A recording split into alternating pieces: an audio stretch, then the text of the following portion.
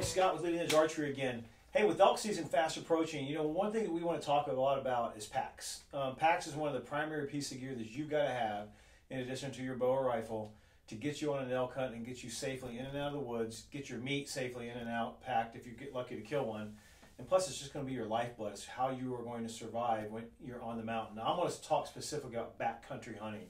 That means you're going back in, you're going to stay for multiple days, live off your back essentially, maybe spike camp in and out from a primary area. You know, we're a Stone Glacier dealer, but I'm going to tell you right now, they're all good. Cafaro makes an incredible pack, Everly stock, Exo Mountain, they're all good. I'm just going to talk about some of the features you're going to look for in a pack, and of course, as a dealer, we've got Stone Glacier here. This is our Avail pack for Stone Glacier. It's only like a 2,200 cubic inch pack. It is not probably ideal for packing out meat. Although one of my good friends packed out part of his elk last year with this pack. I think some of the features you're going to look at when you're looking at these packs, number one is the interior main compartment. And if you look here, we've just basically got a big cavernous interior. I like that over top all of the different compartments you have. You know, a lot of the packs can come with a lot of mini compartments built inside of them, also mini compartments built on the outside. You know, and a lot of people will think that's great for being modular. It allows you to take the pack and use different zippered up compartments for different things.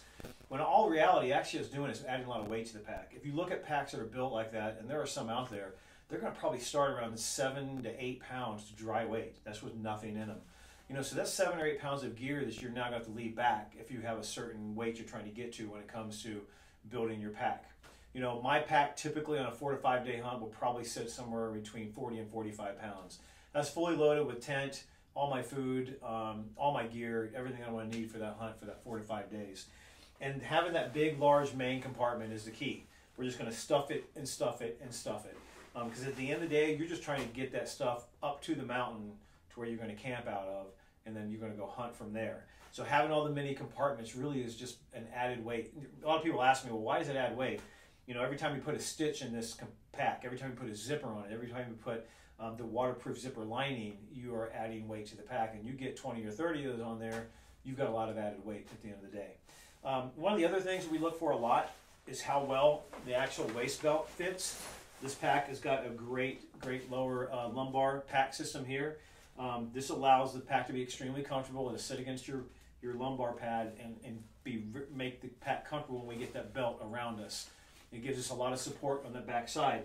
The other thing is how you can raise and lower the shoulder straps. This pack is Velcro. I'm going to do it. It's really loud here. And this allows me to move this shoulder strap up and down. So depending on the length of your torso, I've got probably 6 to 8 inches of adjustment here.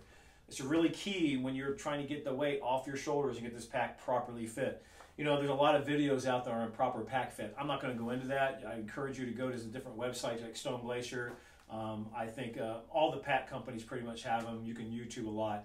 I think one of the key things, though, is making sure that you've got this shoulder strap high enough that you've got about a thumb's width of space in between the top of that shoulder strap and your actual shoulders. Because when you start putting that pack tight against your shoulders, you're going to feel the fatigue up here in your neck and your shoulder area, and you really don't want it. You want that pack to be completely loaded up around your waist, and that's why this waist belt is so important. The next thing is, and I love, these are some added features that are great if you're a bow hunter, is these small pockets on the side. Now, a lot of companies, these come as an option because sometimes guys like to strap guns, bear spray, other things on this waist belt. I like to have these little pockets, and the reason is I'm going to put my stuff that I really need for quick access, like my release, my wind indicators, and things like that. So, you know, these are some of the features we look for in a pack. The big thing is, and one more item I completely forgot about is your load lifters.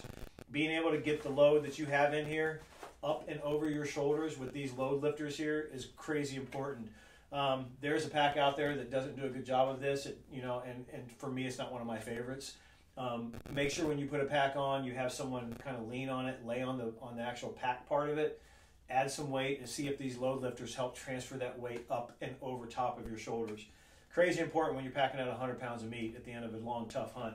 And then the other thing that some packs have, not a lot, but I love this one for this reason, is right inside here is a load carrying shelf. This pack can actually come completely away from the carbon fiber backing, and there is a shelf, a meat shelf right here that will hold all my meat, and I can load it in here. So it will work actually excluded from the actual pack. So this is where we put most of our quarters. Our elk quarters will go in here, and then we'll put whatever meat we can fit inside the actual compartments to really take out a bunch in one trip, which makes your packing out a heck of a lot easier. So make sure go to the websites of some of these manufacturers, give us a call, we'll talk you through that. We've used about everyone out there, but finding a good pack is going to be a key to you having a successful hunt and a really good hunt.